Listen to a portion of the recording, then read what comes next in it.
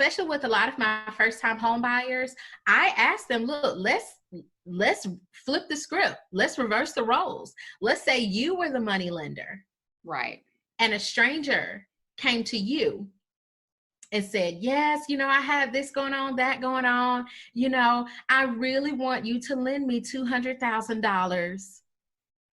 I'll come to the table. I got $3,000 saved, but I need you to lend me $200,000 because I need to buy this house for my family, generational wealth. My kids deserve a yard. My dog deserves the yard. I'm trying to do this for my family. Okay. If you were the money lender, what is it that you're going to look? You're going to look at the worst case scenario. You're going to be like, look, I want all my money back. Okay. Every last bit of it. So have you been filing your taxes? Have you been saving your money? How long have you been on your job? Are you taking the current situation right now? If a person has received the income decrease or has been furloughed, that means you're not getting any income right now. So let's wait a minute. Or the income, let's say you have a married couple that is purchasing a house. One person still has their job, no income decrease. The other person lost their job and now they're at home with the kids because school is out and we've all become homeschoolers overnight. Okay. So what are we going to do? You have to restructure your financial plan with your spouse. Can your spouse, one, how stable is their job? And two, if we're getting the house based on your spouse's income, how much can your spouse afford without your income? Right. We have to look. That's important too. Like I always tell couples, if you can qualify for a house that is feasible for you guys with one income, do that. Yeah. Do that. Like, I mean, unless you're just like, I have to have the $1 million home or the $500,000 home. If you can settle for $250,000, $300,000 comfortably, like live comfortable. Yeah. Live comfortable. One thing I tell, depending on the situation and depending on the credit report, if a couple is paying $1,000 a month in rent, that's equivalent to like a $140,000, $150,000 home loan based on a 30-year mortgage. Okay. Maybe a little bit, $1,000, maybe a little bit more, maybe a little bit less, but that's your range. Okay. If you're trying to go up to like 1,500, your home loan can't be over like 200,000 or so, like around that little area. Right. On a 30-year mortgage. Right. So look at where you are, and especially if you have fabulous tastes and you like above average living, if you want the granite countertops and the basement and the 4-bedroom, whatever it is you want, whatever price range you qualify for, just do a quick search.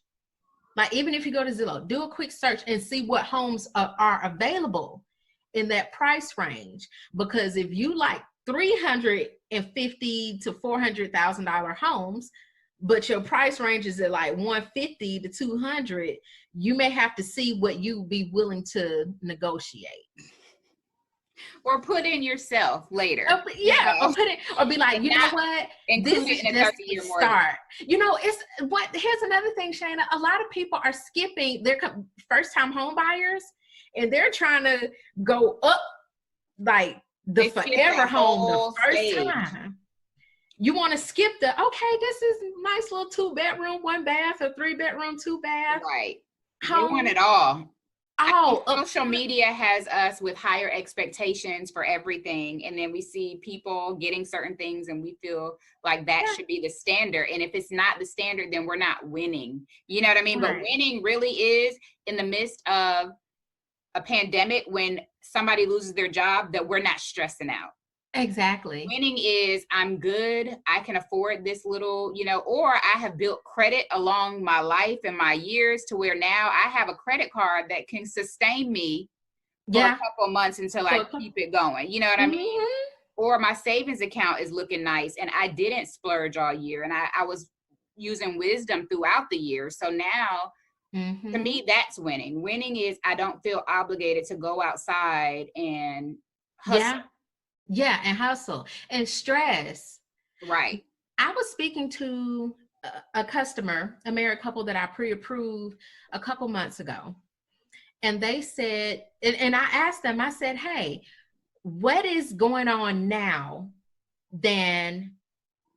what is different now, or what is something that you're realizing now versus when you first got pre-approved? They said, I had no idea how stressful this could be. Just actually finding a home, and then 5 people wanting the same home that I want. Right. Or the house that we really like is out of our price range, or making sure that we have enough money for our down payment and closing costs because the seller said they ain't paying nothing. So Still a seller's market, guys. Still a seller's market. Yeah, so the buyer can't come in and negotiate. Like, I hear a lot of people saying, well, I just want to buy foreclosures. I want to get a real good deal. Baby, those days, I'm not saying those days are just gone, but they're not as plentiful as they were. And even when people are thinking about, like, if you're interested in a foreclosure, foreclosures don't mean necessarily that it's a good deal. It may be lower than the rest of the homes in the community. And that's probably just because you have to put more work into it to get it up to the standard of the community. But these are bank-owned homes, and the banks want money, and they want as much money as they can get. And if they know they can get it, they'll wait and get it.